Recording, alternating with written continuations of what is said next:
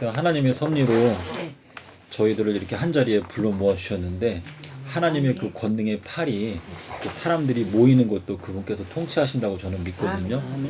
그래서 오늘 저희 모임에 하나님께서 축복해 주신다면 저희들의 이 모임을 통해서 하나님께서 기뻐하시는 그러한 일이 나타나게 된다면 더더욱 좋은 게 없을 것 같습니다.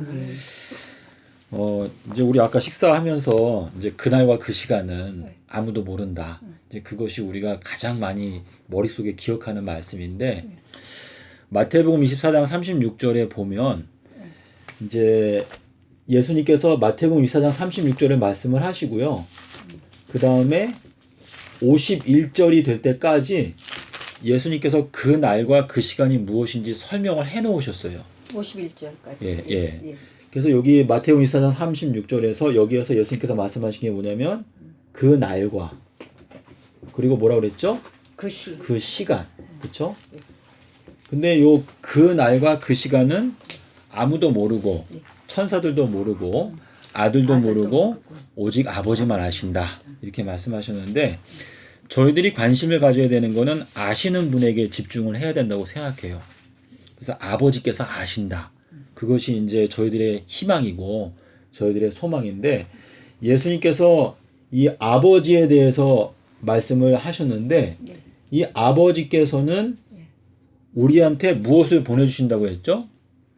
아버지께서 성령 보혜사, 성령 보혜사를 보혜사 성령을 보내주신다라고 말씀하셨는데 이제 요한복음 14장에 26절에 말씀하시기를 아버지께서 자 지금 우리 마태복음 14장에서 보면은 아버지께서만 그 날과 그 시간을 아신다 이렇게 말씀하셨는데 14장. 요한복음 14장 26절에 가면 아버지께서 뭐라 그랬어요?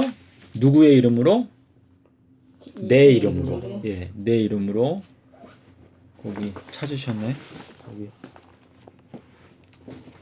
14장 26절이라 하셨죠. 제 기억으로 그렇게 기억하는데. 제자들이 그가 바다 위로 요한복음 오심을 보고 죄송합니다. 제가 요한복음이라고 안 해. 요한복음. 요한복음 나 마태복음. 네. 요한복음 14장 26절에 보면은요. 우리가 이제 꼭 기억해야 되는 거는 예수님은 누구의 이름으로 오셨어요? 예수님은 누구의 이름으로 오셨을까요? 아버지 하나님. 아버지의 이름으로 오셨죠. 네네네. 예수님이 아버지의 이름으로 오셨다는 게 무슨 뜻일까요? 예수님이 오실 때 아버지세요. 예수님께서 오실 때 예수님께서 말씀하실 때 내가 아버지의 이름으로 왔다 그랬어요. 근데 성령 보혜사는 누구의 이름으로 오죠? 예수님의 이름으로. 내 이름으로. 예. 그래서 지금 예수님은 아버지의 이름으로 오신다. 아버지의 이름. 그리고 성령은 누구의 이름으로 온다고요? 예수님의 이름. 아들의 이름으로 오신다. 그러니까 우리가 이 내용을 통해서 알 수 있는 건요. 예수님께서 오신 목적은 뭐예요? 아버지를 우리에게 보여주기 위해서 오신 거예요. 그래서 빌립한테 말씀하시기를 나를 본 자는 아버지를 본 것인데 어찌하여 아버지를 따로 보여달라고 말하느냐. 나를 보는 것이 곧 아버지를 깨닫는 것이다. 그러니까 예수님이 오신 목적은 아버지 하나님을 나타내실 목적으로 오셨어요. 근데 성령께서 오시는 목적은요. 예수님을 우리에게 가르쳐주기 위해서 오시는 거예요. 근데 여기 요한복음 14장 26절에 보면 아버지께서 내 이름으로 보내시는 성령 보혜사가 오시게 되면 어떻게 한다고 말했죠?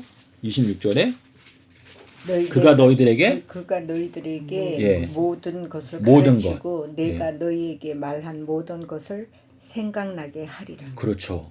그래서 지금 여기 성령 보혜사께서 오시게 되면 우리에게 모든 진리를 가르쳐 주신다라고 말했어요.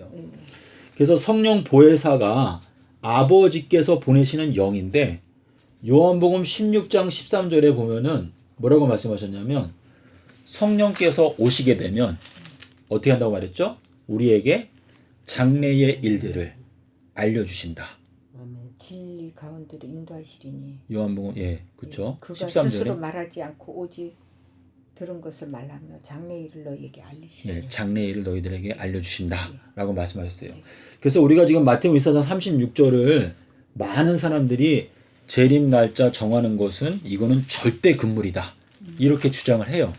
근데 지금 마태복음 24장 36절에서 우리가 관심을 가져야 되는 거는 아버지예요. 아버지. 예. 그래서 아버지만 아신다라고 말씀하셨는데 아버지께서 보내시는 성령 보혜사가 오시게 되면 그가 우리에게 모든 진리를 가르쳐 주시고 또 16장 13절에서 뭐라고 말했어요? 장래에 일어나게 되는 일들을 우리에게 알려주신다 라고 말했죠. 그래서 여기 요한복음 16장 13절이 중요한데요. 마가복음 13장 23절에서 우리한테 경고를 해 놓으셨어요. 뭐라고 경고를 하셨는가 하면 너희들은 주의해라. 조심해라. 내가 모든 것을 어떻게 했다? 미리 너희들에게 다 말을 하였다 그랬어요. 그러니까 주님께서는 2000년 전에 이 마지막 때에 일어나게 되는 일들에 대해서 다 미리 말씀을 해 놓으신 거예요. 그래서 지금 마가복음 13장 23절에 있는 요 경고를 우리가 생각하게 되면 자, 우리 계시록 19장 10절에서 뭐라고 말했죠? 여기에 보면 예수의 증거가 나와요. 근데 예수의 증거는 무엇이라고 그랬어요? 예언의 영이다. 예. 우리가 이거는 많이 듣는 내용인데 안식일 교회에서도 많이 얘기해요. 근데 예수의 증거는 무엇이다? 예언의 영이다. 이게 무슨 뜻일까요? 예수의 증거는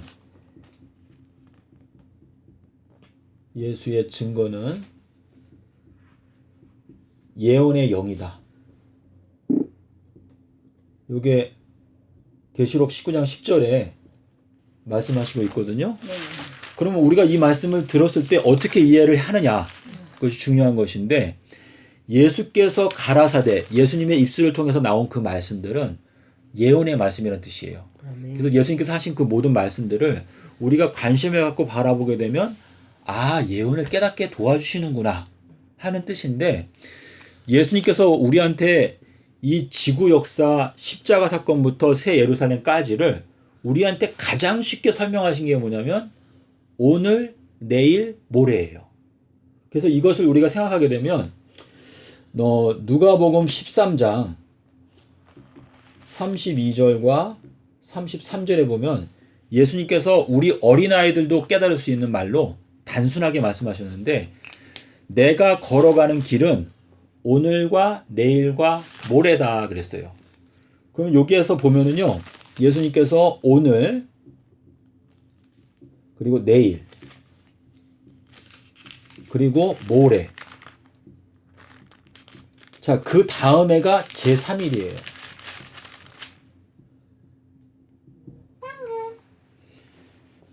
우리 누가복음 13장 32절에 보시면 예수님께서 뭐라고 말했냐면 오늘하고 내일은 내가 뭘 한다고 그랬어요?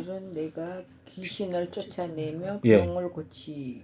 거기 고치 다 가라고 말했잖아요. 원어 성경에는 뭐라고 되어 있냐면 오늘과 내일은 귀신을 쫓아내는 하고 병 고치는 일을 내가 다 완료하겠다 그랬어요. 마치겠다. 자, 근데 이 말씀을 베드로는 깨달았어요. 왜냐하면 예수님께서 베드로한테 뭐라고 했었겠죠? 내가 너에게 천국의 열쇠들을 주겠다. 그래서 베드로후서 3장에서 베드로가 뭐라고 말했죠? 주님께는 천년이 하루와 같고 하루가 천년과 같은 이 한 가지 사실을 잊지 말라 라고 말했는데 그게 천국 열쇠예요. 그래서 주님께서 여기 오늘과 내일이라고 하는 건 이거는 실제로는 몇 년일까요? 이게 2000년. 2000년을 말하는 거예요. 2000년. 그래서 주님께서 오늘 있다가 내일 아궁이에 던져지는 들풀에 대해서 말씀하셨는데 그것은 주님께서 말씀하시는 내일이라고 하는 그 시간에는 아궁이가 있다라고 하는 뜻인데 아궁이에 들풀이 던져진다라는 건 뭘까요? 예수님께서 이 마지막 재림 때를 풀무불이라고 말씀하셨어요. 심판의 때를. 그러니까 주님께서 말씀하신 건 뭐냐면 오늘이라고 하는 것은 천년을 가리키는 거고 예수님께서 뭐라 그랬죠? 오늘 일은 오늘 염려하고 내일 일은 내일 염려하라 라고 말했어요. 제자들이 예수님께 뭐라고 말했죠? 당신의 나라를 회복하시는 게 지금인가요? 라고 물어봤어요. 그러니까 제자들한테 뭐라고 말했죠? 때들과 시기들은 너희들은 몰라도 된다 그랬어요. 너희들은 몰라도 되고 이거는 아버지의 권한에 있는 것인데 마지막 때가 되면 계시록에 있는 그 비밀이 풀려지는 그때에 사는 사람들은 그것을 깨닫게 해주실 것이다 라고 말씀하신 건데, 우리가 그 사도행전의 말씀을 잘못 해석하게 되면 너네 예언 연구할 필요 전혀 없다라는 식으로 오해를 할 수가 있어요. 근데 주님께서 우리에게 하시는 말씀은 오늘이라고 하는 시간에 사는 사람들은 첫 번째 천년기에 사는 사람들이니까 재림을 맞이할 수가 없잖아요, 어차피. 그러니까 그 사람들은 때들과 시기들을 몰라도 됐어요. 그런데 이 아궁이가 있는 때, 이게 재림 때거든요. 재림 때가 껴있는 천년기, 이 기간 동안에는 우리가 예언을 연구하고 알아야 한다라는 것을 말씀하시고 있는 거거든요. 그래서 주님께서 말씀하시는 오늘과 내일은 내가 귀신을 쫓아내고 병자들을 고쳐주는 일을 내가 다 완료하겠다. 3일에는 완전히. 그러니까 누님께서 거기 읽으셨는데 여기 제3일 있죠, 요거. 네네.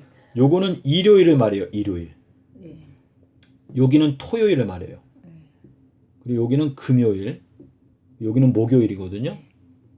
그래서 예수님이 수요일 날 돌아가시고 일요일 날 부활하셨다라고 하는 진리를 모르면은 예언이 풀리지가 않게 되어 있는데, 요 제3일에는 뭐라고 그랬죠? 완전이라고 그랬죠, 완전. 네, 완전. 요 완전이라고 하는 요 단어가 히브리어로는 살렘이에요, 살렘. 아멘. 그래서 이 살렘이라는 걸 알게 되면 새 예루살렘이 언제 내려오죠? 3천. 천년기가 지난 다음에. 그래서 지금 주님께서 말씀하시는 게 뭐냐면 십자가 사건이 있죠, 그쵸? 네. 십자가 사건부터 새 예루살렘까지 몇 년이 걸릴까요? 십자가 사건부터 세일되는 거 3,000년. 정확하게 3,000년이 걸리는 거예요. 그 십자가 사건이 몇 년도일까요? 십자가 사건. 십자가 사건이 몇 년도예요? 30년. 서기 몇 년도? 30년.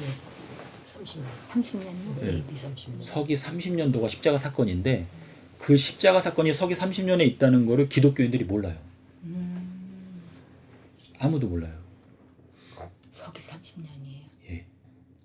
서기 30년이라는 걸 알게 되면 이 예언이 열리게 되어 있는데, 자, 예수님께서 부활하셔가지고 며칠 동안 계셨죠? 40일 동안. 자, 40일 동안 계신 의미가 뭘까요? 40일 동안 계신. 자, 예수님은 가나안 땅이에요. 가나안 땅이 뭐죠? 젖과 꿀이 흐른다 그랬어요. 자, 꿀은 뭘 상징하죠? 꿀? 말씀. 꿀은 잠언 24장 13절에 보면 지혜를 말하거든요. 잠언 24장 13절에 보면 내 아들아 뭐라고 그랬어요? 꿀을 먹어라. 꿀이 너한테 좋다. 라고 이렇게 말했는데 여기에 보면은 지혜가 꿀과 같다. 라고 말했어요. 꿀은 지혜와 같다. 이렇게 말씀하셨거든요. 그러니까 젖과 꿀이 흐른다. 이 젖이라고 하는 것은 구약 성경에서는 기름이에요. 기름이라는 것은 성령을 뜻하거든요. 그래서 누가복음 4장 18절에 보면은 뭐라고 그랬죠? 하나님께서 나에게 기름을 부으셨다. 라고 말했거든요. 예수님께서 부활하셔가지고 40일 동안 계신 것은 민수기 14장에 보면 어땠어요? 가나안 땅 가까이 갔을 때 정탐꾼을 12명을 보냈죠. 정탐꾼 12명이 어떻게 했어요? 40일 동안 그 땅을 정탐했죠. 그 다음에 돌아와서 뭐라고 그랬어요? 그 땅엔 저희가 절대 못 가요. 악평하니까 하나님께서 어떻게 했어요? 민수기 14장 34절에서 어떻게 했죠? 너네 40일 동안 정탐했는데 1일을 1년으로 해서 너네 40년 동안 광야 생활 더 해라. 그래서 광야로 돌아갔어요. 근데 예수님께서 부활하셔가지고도 40일을 계셨죠. 그쵸? 근데 예수님이 십자가 사건이 서기 30년이죠. 그쵸? 예루살렘이 몇 년도에 멸망했어요? 70년. AD 70년에 멸망했죠. 그거 누님 네네네. 아시나요? 네네. 그거는 알아요. 예. 그래서 AD 70년도에 멸망했는데 요게 몇 년 차이예요? 40년. 40년 차이죠. 이것이 무엇인가 하면 예수님이 영생의 몸으로 부활해서 사람들 장에 걸어 다니시는데 유대의 지도자들은 예수님은 부활한 게 아니고 제자들이 와서 시체를 훔쳐갔다. 거짓말로 하고 예수님이 가나안 땅의 실체인데 예수님을 영접하지 않았어요. 그러니까 그 40일을 1일을 1년으로 해가지고 요때 예루살렘이 무너졌는데 요때 누가 왔었죠? 타이투스 장군이라고 하는 장군이 와가지고 예루살렘을 6월절 기간에 바깥에서 포위를 했어요. 그러니까 예루살렘 성 안에 몇 명이 있었어요. 그때 200만 명 넘게 그러니까 6월절이니까 다 왔잖아요. 네. 그래서 다 모였는데 거기를 딱 포일해가지고 그 안에서 굶어 죽게 만들었어요. 근데 그 굶어 죽게 만들기 시작한 그 포위한 날짜가 아비벌 15일이에요. 자, 아비벌 15일이 왜 중요하냐? 지금 성경에서 말하는 여호와의 큰 날이라고 하는 그 큰 날은요, 1년 중에서 딱 하루예요. 하루. 그게 아비벌 15일이에요.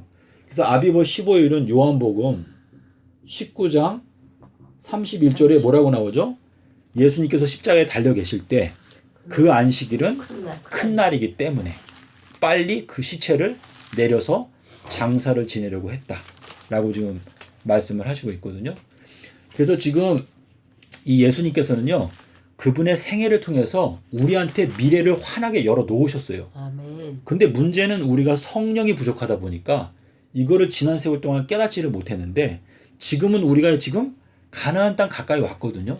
그래서 우리한테 이걸 열어주시는 거예요. 아멘. 그래서 우리가 이 시대에는 우리의 모든 관심은요, 어떤 물질이나 이 세상의 명예나 부나 이런 데서 떠나고 온전히 이 하나님의 말씀에 집중해야 돼요. 그래서 너희가 보는 것, 너희가 듣는 것, 그것을 과거에 살았던 의인들은 그걸 보고 싶어 했지만 보지 못했는데, 너희들은 지금 이때에 살고 있기 때문에 이거를 보고 깨닫는 것이다. 이렇게 말씀을 하시는 것이거든요. 그래서 주님께서는 우리한테 너희가 이 예언의 말씀은 무엇과 같다고 그랬죠? 어두운 데를 비추어주는 등불과 같다. 그러므로 날이 새어서 샛별이 너희들의 마음 가운데 떠오를 때까지 이 예언의 말씀을 주의하는 것, 살펴보는 것이 중요하다 라고 말했어요. 그래서 우리가 이 예언의 말씀을 연구하게 되면 우리 자신이 빛의 아들이 되는 거예요. 그래서 우리가 빛이 돼야 우리가 다른 사람에게 때를 따라서 양식을 나눠줄 수가 있는데, 예언을 연구하지 않게 되면 우리가 잘못하면 너무 나태하게 되고, 또 잘못하면 너무 앞서갈 수도 있어요. 넘칠 수 있고. 예. 근데 주님께서는 우리에게 이 시간표를 딱 주셨거든요. 그래서 예수님께서 초림 때에 행하셨던 것을 재림 때에도 똑같이 반복해요. 자, 초림 때에는 먼저 엘리야가 왔어요. 네. 엘리야가 온 다음에 누가 왔죠?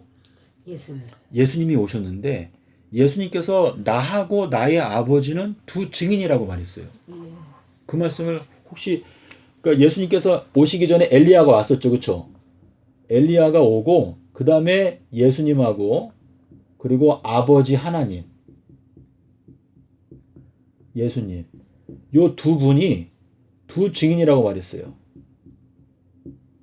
요게 요한복음 8장 17절에 나오거든요. 그래서 예수님께서 초림 때에 12제자를 선택하시고 십자가에서 죽으시고 부활하셔서 승천하셨는데, 예수님께서 공생하실 때 뭐라고 말했죠? 너희들은 누구한테 가지 말라고 그랬어요? 이방인들한테. 예, 이방인한테 너네 전도하러 가지 말라 그랬어요. 왜 그랬을까요?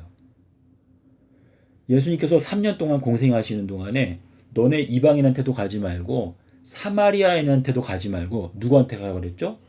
이스라엘 집에 잃어버린 양들한테만 가라고 그랬어요. 그런데 신기하게도 십자가 사건이 딱 지나가고 나니까 뭐라고 말했냐면, 너희들은 이제는 이방인한테 전도하러 가라고 그랬어요. 그럼 이게 무엇인가? 하나님께서는 이 세상을 심판하시는데 순서가 있어요. 그래서 에스겔서 9장 6절에 보면은 이 심판할 때 어디에서 시작한다고 그랬죠? 성전 안에. 하나님의 성소에서. 누구부터? 장로들부터 라고 한다고 그랬어요. 늙은이들. 예. 그래서 베드로전서 4장 17절에 보면은요, 하나님의 집에서 심판을 시작하게 될 때 먼저 믿는 자들부터 심판한다고 그랬어요. 그래서 하나님은 우리 계시록에서도 똑같이 이 심판의 순서가 나오거든요. 그래서 계시록 11장에 보면은 너는 갈대와 같은 지팡이를 들고 성전 안에서 예배드리는 자들을 청량해라. 청량이 뭐예요? 자로 재는 것이죠. 그렇죠? 근데 성전 바깥에 있는 마당들은 어떻게 하라? 그냥 놔둬라. 거기는 신경 쓰지 마라. 그 사람들은 42달의 기간이 더 있다라고 말했어요. 그래서 주님께서 그분의 생애를 통해서 보여주신 게 계시록에 그대로 나와요. 그래서 지금 현재는 사실상 이방인들, 하나님을 모르는 사람들은요, 우리가 걱정하면 안 돼요. 그 사람들한테는 따로 심판의 기간이 있으니까 지금 가장 급한 거는 기독교인이에요. 그래서 기독교인들에 대해서 하나님께서 대단히 실망하셨기 때문에 기독교인들은 거의 다 전멸할 것이다 라고 지금 말씀을 하시고 있기 때문에 우리가 지금 진리의 말씀을 깨닫고 우리가 노아의 심정으로 또 엘리야의 심정으로 기독교인들을 깨워야 돼요. 왜냐하면 지금 기독교인들이 하나님의 말씀을 모르니까 예수의 증거를 깨닫지 못하니까 예언을 몰라요. 그러니까 어떤 분들은 제가 기독교인들 만나는데 아직 뭐 300년 정도 더 기다려도 재림 안 할 거다 라고 믿는 분도 있어요. 사람마다 그런 분이 있어요? 정말 있어요? 예, 그 예언을 모르니까 이 생각하는 게 천차만별이에요. 그게 지금 이런 것도 안 가르치니까 마지막 때를 예언을 그 계시록을 안 예, 풀어주니까. 예. 근데 다니엘서에 다니엘서라고. 다 예언돼 있어. 네네. 그래서 이제 앞으로 공부하면은 놀라운 이제 그래서 예수님의 십자가가요 모든 문제의 기준이에요. 근데 우리 기독교인들이 십자가를 사랑한다고 말은 하잖아요. 근데 십자가 사건을 파악하지 못하고 있어요. 근데 이 십자가 사건의 이 날짜가 에스겔서 1장 1절에 나와요. 그래서 에스겔서 1장 1절하고 26절에 보면은 예수님의 십자가 사건의 날짜가 나오는데 요 진리를 깨달아야 우리가 예언을 풀 수 있는 기준이 마련이 되는 것이거든요. 그래서 저희들의 믿음은 말씀의 기초에서 우리가 확실한 이 토대를 마련을 해야 우리의 신앙이 반석 위에 세워지는 신앙이 된다 라고 하는 것인데 우리 에스겔서 1장 1절에 보면 거기 뭐라고 되어 있죠? 30년 4월 5일 날 서른째 해 예. 첫째 달 초다새에 예. 내가 그 발 강가에 사로잡힌 자 중에 있을 때에 하늘이 열리며 하느님의 모습이 내게 보이니. 예. 거기 하늘이 열린다고 되어 있죠. 자, 하늘이 열린다라고 하는 표현은 뭐냐면 예수님께서 십자가에서 죽으실 때 어떤 일이 일어났죠? 성소의 지성소와 성소를 맡고 있는 휘장이 위에서부터 아래까지 찢어졌죠. 네. 이 지성소라고 하는 거는요. 우리 피조물들이 한 번도 보지 못했던 하나님의 모습을 말하는 거예요. 하나님은 단 한 번도 자기 자신을 부인하고 희생하시는 하나님으로 보여진 적이 없었어요. 그냥 그분은 권능의 하나님으로 말씀만 하시면 그냥 우주가 나타나고 생명체가 생기고 만물이 드러나고 했었거든요. 근데 인간이 범죄하게 되면서 하나님께서 그분의 마음 가운데 있는 진짜 사랑, 원래 속마음 가운데 있어 숨겨진 그 사랑을 우리한테 보여주기 위해서 제시하신 게 독생자의 죽으심인데 예수님께서 죽게 되실 때에 그 휘장이 찢어졌는데 그것은 하늘이 열리는 거예요. 하늘이 열리는 건데 여기에 보면 하늘이 열린다고 돼 있죠. 근데 이 에스겔이 이때 뭘 봤냐면 26절에 가면 하나님의 보좌를 보았어요. 26절에 내 거머리 위에 있는 궁창 위에 궁창 위에 보좌의 형상이 있는데 그 모양이 남보석 같고 그 보좌의 형상 위에 한 형상이 있어 사람의 모양 같더라. 예. 그래서 지금 이게 뭐냐면 자, 우리 성소 안에서 보좌라고 하는 이름을 갖고 있는 게 어디에 있어요? 지성소에는 뭐가 있죠? 법궤가 있어요. 그렇죠? 근데 법궤는 아카시아 나무로 만들었는데 이 법궤의 뚜껑은 금으로 입혔어요. 근데 그것이 시은좌라고 불러요. 그 시은좌라는 거는 우리가 아는 대로 은혜를 베푸시는 보좌다 라고 하는 뜻인데 지금 에스겔이 하나님의 보좌를 받던 날짜가 30년 4월 5일이라고 되어 있죠. 근데 이 에스겔서는요. 예수님께서 태어나시기 약 500년 전에 쓴 책이에요. 그런데 이 30년 4월 5일을 아무 신학자도 설명하지는 못해요. 이게 뭐 도대체 언제부터 30년 4월 5일인가 여기에 나와 있는 요 날짜 요거를 알지 못하는데 이것은 서른째 예. 그런데 이거는 주석서에도 안 나와요. 안 나오는데 이 30년 4월 5일은요. 예수님께서 돌아가실 때 십자가 날짜가 됐어요. 그래서 우리나라 달력으로 우리가 보통 쓰는 달력으로 30년 4월 5일 날 수요일 날 예수님께서 돌아가셨어요. 그래서 이 비밀을 깨닫게 되면 자, 에스겔이라고 하는 요 이름의 뜻이 뭘까요? 에스겔. 강한 자라 그랬어요. 그렇죠. 하나님께서 강하게 하실 자라고 하는 뜻인데 성경에서 강한 건 무엇일까요? 성경에서. 강한 것은 예. 자, 우리 강하다라고 하는 것 성경적으로 강한 것은 지혜예요. 그래서 잠언 24장에 보면 잠언 24장 5절에 뭐라고 말했죠? 지혜가 있는 자는 어떻다? 강하다. 그래서 지금 성경 전체에서 예수님의 이름은 무엇으로 표현되어 있죠? 잠언 8장에 가면 지혜라고 했어요. 지혜. 예수님은 지혜예요. 근데 지혜 있는 자는 강하다라고 말했는데 계시록에 가면 뭐라고 말하죠? 주 하나님은 어떻다? 강하시기 때문에 바벨론을 이기신다. 이렇게 말씀하시고 있거든요. 그래서 이 강한 자, 이것은 성경적으로 지혜를 뜻하고 있어요. 그래서 지금 에스겔이라고 하는 이 이름 자체가 여호와께서 강하게 하실 자라고 하는 뜻인데 에스겔 1장 1절에 나타나 있는 이 30년 4월 5일 이것이 아담과 하와가 범죄한 날짜랑도 연결이 되면서 십자가 사건의 날짜라는 걸 깨닫게 되면 이것이 굉장히 중요하다는 걸 알 수가 있거든요. 그 아담과 하와가 범죄했던 그 날짜가 수요일이었어요. 예, 그래서 에덴 동산의 한 가운데에 뭐가 있었죠? 선악을 알게 하는 나무가 있었잖아요. 그래서 에덴 동산이라고 하는 건 이거는 이 지구 역사 7천년을 의미하는 거예요. 근데 이 지구 역사 7천년에서 가운데 부분에서 예수님께서 성육신을 하셔가지고 돌아가셨거든요. 그래서 에덴 동산 중앙에 선악을 알게 하는 나무가 있었다라고 하는 말인데 아담과 하와가 선악과 따먹은 날짜를 깨닫게 되면은요. 아담과 하와는 수요일 날 선악과를 따먹고 일요일 날 가죽옷을 입었어요. 근데 그 비밀은 아까 식사할 때 우리가 읽었죠. 출애굽기 12장에 보면은 그 양을 선택하는 거 언제 하라고 그랬죠? 10일날. 아비버 10일 날은 너희가 양을 선택하라고 했어요. 양 선택. 양을 선택하고 그리고 아비버 14일에는 어떻게 하라고 그랬죠? 양을 잡으라. 양을 죽여라. 죽여라. 예, 이렇게 말했어요. 근데 요 두 가지 날짜, 요 두 날짜가 뭐냐면 요거는 아담과 하와가 선악과를 따먹은 날짜예요. 요거는 양을 죽여서 그 가죽옷을 입혀주면서 죄 용서를 허락하셨어요. 그래서 요 10일과 14일 요것이 바로 아담과 하와의 그 선악과를 따먹은 범죄의 비밀과 그리고 그들을 어떻게 용서하셨는가 그거를 지금 알려주시는 것인데 하나님께서 창세기 2장에서 뭐라고 말했죠? 너희가 그 열매를 먹게 되면 어떻게 된다?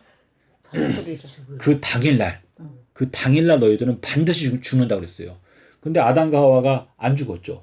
왜 안 죽었어요? 그 대신 대속물을 주셨기 때문에 안 죽었는데 지금 주님께서 우리한테 깨닫게 해주기 원하시는 건 뭐냐면 사실상은 십자가 사건에 드러나고 있는 아담과 하와의 범죄 사건이거든요. 그래서 창세로부터 감추어져 있었던 그 비밀을 우리한테 깨닫게 해주시면서 우리가 이 마지막 때 검은고를 연주하고 또 새 노래를 부르게 하신다라고 이렇게 말씀하셨는데 검은고가 뜻하는 게 무엇인지 그리고 새 노래라는 게 무엇인지 자, 새 노래가 무엇일까요? 예수님께서 제자들과 마지막으로 만찬을 하면서 뭐라고 말했죠? 내가 이제 아버지의 나라에서 포도나무에서 나는 새 것으로 너희들과 함께 마실 때까지는 내가 마시지 않겠다라고 말했는데 그 말의 의미가 뭐예요? 자, 나는 포도나무요라고 말했어요. 나는 포도나무요, 너희는 가지다라고 말했는데 포도나무에서 나는 새 것이 그게 새 노래예요.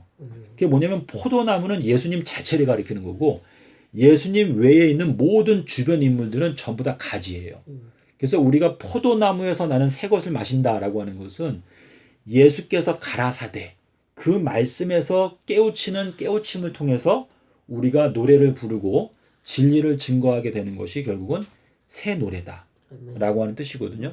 그래서 예수님께서 요한복음 8장 25절에서 뭐라고 말씀하셨죠? 나는 태초부터 너희들에게 말하여 온 자다라고 말했어요.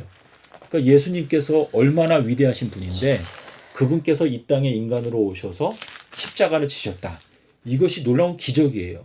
근데 우리는 예수님이 보통 우리 사람과 같이 다니셨으니까 예수님을 함부로 대우한 것인데 골로새서에서는 뭐라고 말하는가 하면 이 온 우주 만물이 예수님 안에 서 있다고 그랬어요. 예수님은 그만큼 그분 안에다가 이 온 우주를 다 지으신 거예요. 근데 그분께서 우리를 위해서 죽으셨다. 그래서 이사야서 53장에서 말하고 있잖아요. 그분께서 채찍에 맞는 걸 볼 때 우리가 치유함을 받는다. 그가 징계를 받을 때 우리가 평화를 누린다. 라고 하는 것은 창조주 하나님이 나의 죄 때문에 고통 가운데 죽으시는 모습을 볼 때 나는 평화를 누린다. 그건 뭐냐면 창조주의 본심을 알게 되는 것이기 때문에 내가 치유함을 받게 된다. 라고 하는 뜻이 거기에 들어있거든요. 그래서 여기 이제 오늘, 내일, 모레, 제3일이라고 말했는데 요 수요일 십자가 진리가요. 여기가 수요일이고 수, 목, 금, 토, 일이거든요. 그래서 요것만 알게 되면은요. 예수님께서 3000년 동안에 새 예루살렘을 건축하신다. 라는 것만 딱 인식하게 되면 아, 서기 30년도에 돌아가셨으니까 2000년이 얼만큼이에요? 2030년이구나 하는 거 금방 알 수 있어요. 그럼 2030년에 2000년 지났으니까 30년에 십자가 사건이 있었으니까 예, 그렇죠. 2030년. 2030년에 아, 예수님께서 이제 이때는 재림하시는구나 하는 걸 금방 알 수가 있어요. 그러니까 주님께서는 우리에게 단순한 어린아이들도 이해할 수 있는 단순한 표현을 통해서 미래를 열어놓으셨는데 현 기독교의 목사들이 여러 차례 예언을 엉뚱하게 풀다 보니까 많은 사람들이 실망을 하고 재림 날짜를 정하거나 예언을 풀게 되면 그냥 거부감이 생기는 거예요. 그런 거 말하지 말라고. 알고 싶지 않은 거예요. 근데 마음속 깊은 곳에 뭐가 있어요? 도대체 이 세상이 언제쯤 끝날까? 알고 싶긴 궁금하긴 한데 누가 날짜를 말하기만 하면 그냥 거부감이 있는 거야. 그냥 거기 말려들까 봐. 그런데 우리가 예수님의 말씀을 자세하게 보게 되면 지금 여기 계시록 19장 10절 있잖아요. 여기에. 그리고 고린도전서 14장에 보면은요. 여기 사도 바울이 1절, 3절, 5절, 39절에서 나는 너희들이 방언을 말하는 것도 좋지만 나는 너희가 특별히 예언하기를 원한다 그랬어요. 네네. 14장 1절. 1절, 3절, 5절, 39절에 보면 너희가 예언하기를 사모해라 라고 이렇게 말씀하셨거든요. 그래서 예언이라는 것도 은사인데 우리가 이 예언의 말씀을 알게 되면 우리는 교회에서 눈의 역할을 하는 거예요. 눈이라는 것은 등불인데 이 몸된 교회를 우리가 잘 인도하기 위해서는 예언을 연구해야 돼요. 그래서 우리가 때를 따라서 양식을 나누어 주고 사람들을 잘 준비시키는 역할을 하려면 예언의 말씀 없이는 불가능한 거예요. 그래서 우리가 이 세상에 일어나는 어떤 현상들도 중요하지만 일단은 주님께서 갖고 계시는 계획을 알아야 아, 우리가 지금은 이런 준비를 해야 합니다. 라고 우리가 사람들을 인도할 수가 있거든요. 그래서 오늘 여기 말씀하시는 오늘, 내일, 모레 요 3일은요. 주님께서 걸어가시는 길이라고 말했어요. 길. 내가 걸어가는 길은 오늘과 내일과 모레다. 그래서 가장 확실하게 알아야 되는 건 뭐냐면 십자가 사건이 서기 30년이다. 라는 것을 내가 이 말씀을 통해서 마음 가운데 확실히 알아야 믿음이 생기겠죠. 믿음이라는 것은 이 말씀에 근거하지 않고 듣는 사람에게 이렇게 사람에게 터라 뭐라 카더라 이렇게 하는 것으로는 안 되고 내가 이 말씀을 직접 듣고 아, 이것이 확실하다 라는 것을 알아야 내가 이제 믿음대로 행동할 수가 있거든요. 그래서 여기 누가복음 12장에서 말씀하신 대로 예수님께서 말했어요. 제자들한테 너희들은 내가 가는 그 길을 너희가 이제 알게 될 것이다. 이렇게 말씀하셨거든요. 그래서 제가 이것을 연구하다 보니까 저도 사람이지 않습니까? 그래서 제가 이거 연구하다 보니까 저도 부족하지만 아, 그렇다면은 비가 안 오게 되는 것은 2023년도 4월 달이 될 수밖에 없다.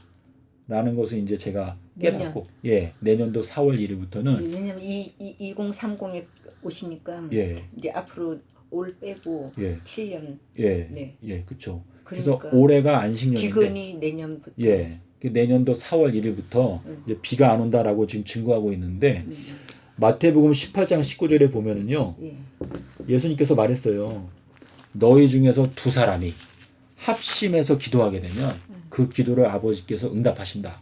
라고 하는 약속을 하셨는데 우리들은 의인들은 믿음으로 산다고 말했거든요.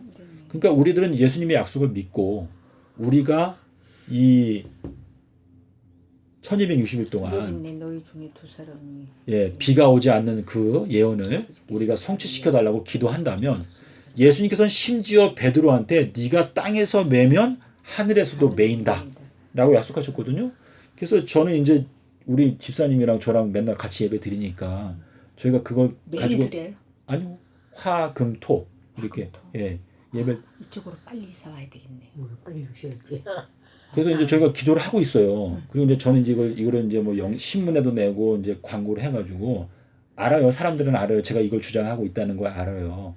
근데 비가 안 온다라는 거 우리가 미리 말을 해야 이 세상에 이방인들 많잖아요. 그러니까 저는 네. 이제 전도사님 말씀 들으니까 맞아요. 내년인데 저는 올부터 이게 기근이 올 거니까 올부터 양식을 많이 준비하라고 예. 모든 거를 다 예. 준비해 놓으라고. 이게 쌀값만 오르고 양식만 오르는 게 아니잖아요. 모든 게 다 한꺼번에 다 올라가잖아요. 네. 그래서 맨날 그 얘기 하면은 이제 제가 또라이가 되는 거예요. 남들한테 또 이제 이상한 소리 한다면. 예. 그러거든요. 예. 근데 저희 시골에 엄마 계시니까 엄마한테도 그래요. 엄마 지금부터 양식 준비해놔야 돼. 갑자기 준비하려고 그러면 안 돼. 지금부터 준비해놓으라고. 근데 그 양식을 준비하라고 그렇게 말하는 것이 어떻게 성경 말씀을 읽을 때 어. 그 7년 기근이 오잖아요. 그게 이제 조만간이라는 거 그런 거는 이제 느끼고 있어요. 그래서 그러니까 요셉한테 하나님께서 너 창고 짓고 저장해라 명령 안 했잖아. 안 했잖아요. 요셉이 그 꿈을 딱 꾼 다음에 아 그렇다면 우리가 하나님의 뜻을 아니까 우리가 대비를 하자. 그래서 요셉 때문에 그 주변 국가 사람들이 다 굶어주지 않고 살았거든요. 예, 예. 그래서 저는 제가 이제 이거를 제가 믿으니까 청와대에다가 제가 이걸 냈어요. 우리나라를 잘 준비해가지고 북한이랑 우리나라 살리자. 근데 제 말 안 듣죠 당연히. 미쳤다고 미쳤다고 하죠. 그러니까 이제 우리는 일단은 이렇게 요셉처럼 이렇게 훌륭한 분이 계신 걸 모르는 거지. 그러니까 그 사람들. 우리는 일단은 믿음으로 행동해야 되니까 우리가 말씀을 연구하고 우리가 좌로나 우로나 치우치지 말고 그래가지고 근데 지금 다른 나라에서도 네. 아, 이거 하는 중이니까 설교 끝내세요. 그래요. 예. 예, 그래서 지금 하여튼간 가장 이 핵심적인 말씀이 요 말씀인데요. 네. 여기 이제 요 완전이란 요 단어 있잖아요. 완전. 예. 자, 고린도전서 13장에 보면 무슨 말씀이 있죠? 13장 10절하고 12절에 무슨 말씀이 있죠? 완전한 것이 올 때에는 뭐라 그랬어요? 13장 11절에서 예. 근데 이거 성경에는 예. 온전한 것이라 그랬어요. 온전한 그러니까 것이 올 원어에는 때에는 똑같이 완전한데. 부분적으로 하던 것이 폐하리라. 예. 그 여기 보면 이제 완전, 온전이라고 되어 있는데 마태복음 5장 48절에 뭐라고 말했죠? 하나님 아버지의 완전하신과 같이 너희들도 완전하라 이렇게 말했는데 그 완전이 히브리어로 살렘이에요. 살렘. 그래서 지금 여기에서 보면은요. 완전한 것이 올 때에는 누굴 본다 그랬어요? 얼굴을 본다 했죠. 얼굴. 그렇죠? 얼굴과 얼굴을 대하여 본다 그랬어요. 얼굴. 근데 이 얼굴 보는 게 어디 나오죠? 계시록에서 계시록 22장 4절에 보면은 우리가 그분의 22장 4절. 예, 그분의 얼굴을 본다라고 말했는데 요게 새 예루살렘 내려올 때를 말해요. 그래서 살렘이라고 하는 것은 완벽한 도성을 뜻하거든요. 그래서 지금 이 완전이라고 하는 것은 제3일인데 왜 일요일이 제3일일까? 이 비밀을 어떻게 알 수가 있어요? 요 수요 십자가 진리를 깨닫게 되면 수요일 날 예수님께서 뭐라고 말했어요? 돌아가실 때. 수요일 날. 다 이루었다. 다 이루었다 그랬죠. 다 이루었다 하신 그 다음 날은 뭐예요? 제7일이죠. 7일. 그렇죠? 요거를 아셔야 되는데 창세기 2장 1절에 보면 일곱 번째 날이 이를 때에 그 지으시던 일이 다 마쳤다. 그래서 이게 뭐냐면 수요일은 넷째 날이에요. 근데 예수님께서 이때 다 넷째 날. 예, 이때 다 이루었다라고 말씀하신 것은 이 날이 여섯째 날의 의미가 있다는 뜻이거든요. 그래서 여섯째 날, 제7일, 제1일, 제2일, 제3일이 되는 거예요. 요 내용만 깨닫게 되면 그때부터는 이 예언들이 다 열려요. 그래서 일곱째 날이 안식. 예. 그래서 요 내용을 알면 예언이 알 수가 있으니까 우리가 빛의 자녀가 될 수 있다. 라는 말씀을 오늘 드리면서 주님의 재림을 위해서 한 마음으로 우리가 준비하면 좋겠습니다. 아멘. 네. 아멘. 근데 네. 내년부터 기본으로 들어오면 첫 열매는 그 전에 휴거가 되겠죠. 응?